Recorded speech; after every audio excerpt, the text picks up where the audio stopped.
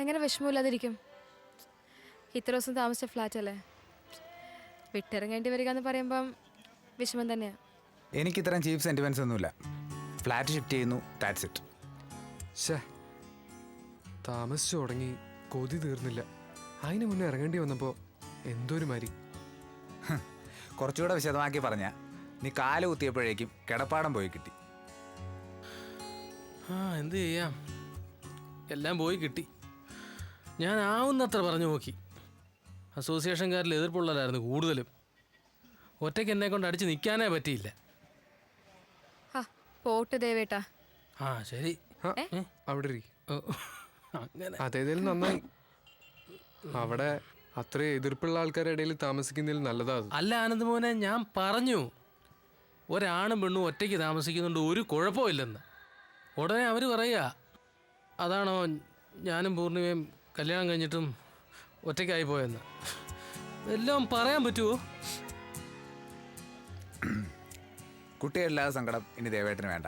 ഞങ്ങളെല്ലാം ദേവേട്ടൻ്റെ കുട്ടികളായിട്ട് കണ്ടാൽ മതി. അയ്യടാ, എനിക്ക് അത്ര പ്രായമൊന്നും ആയിട്ടില്ല കേട്ടോ.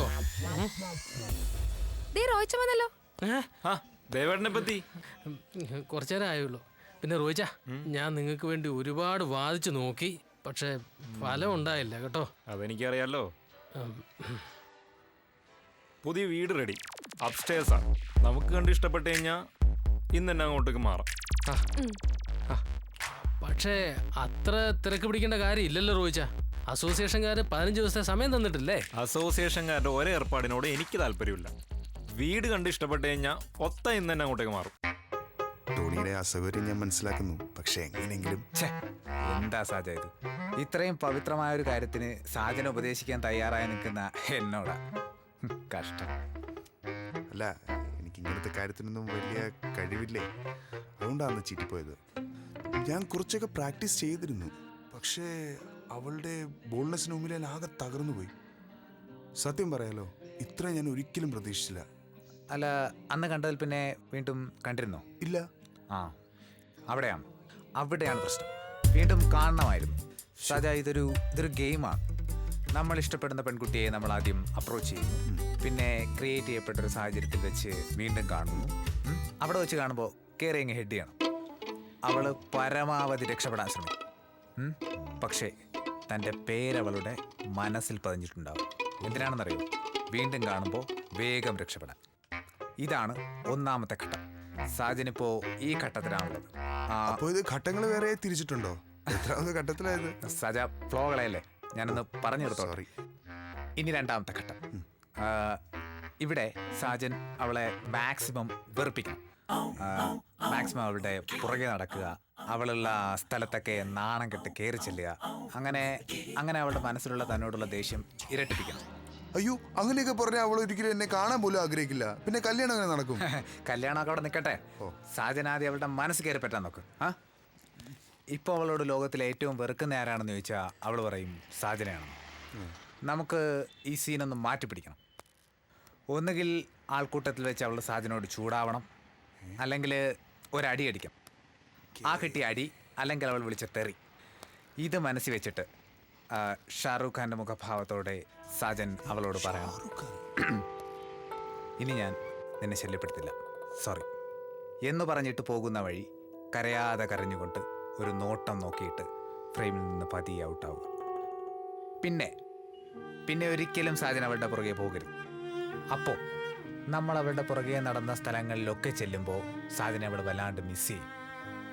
അവൾ അവളുടെ കൂട്ടുകാരികളോടൊക്കെ ചോദിക്കുമ്പോൾ അവർ പറയും, എന്നാലും അടിച്ചത് മോശമായിപ്പോയി. അവിടെ അവളുടെ സമാധാനം പോവും.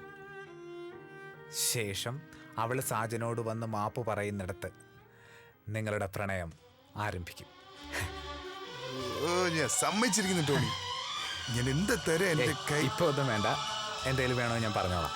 Okay, thank you. ഓക്കെ, വെറുതെ സമയം കളയണ്ട, ആദ്യത്തെ ഘട്ടം ഉടൻ തന്നെ ആരംഭിക്കണം. Okay, done.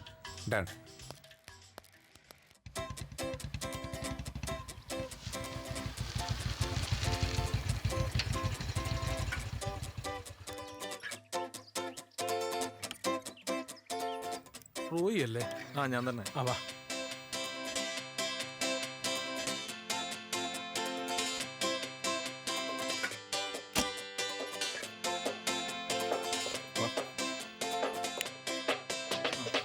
ഫോൺ വിളിച്ചപ്പോൾ എല്ലാം വിശദമായിട്ട് പറഞ്ഞിരുന്നല്ലേ? ആ ആ ഒരു മിനിറ്റ്, നിങ്ങൾ വരുന്നു എന്ന് പറഞ്ഞപ്പം പെയിൻ്റൊക്കെ അടിച്ചിട്ടായിരുന്നു. ഒരു മിനിറ്റ്, ഇപ്പോൾ വരാം. ഹലോ, ആ പുതിയ പാർട്ടി വന്നിട്ടുണ്ട് കേട്ടോ. എങ്ങനെയുണ്ട്? ആ പോരാ.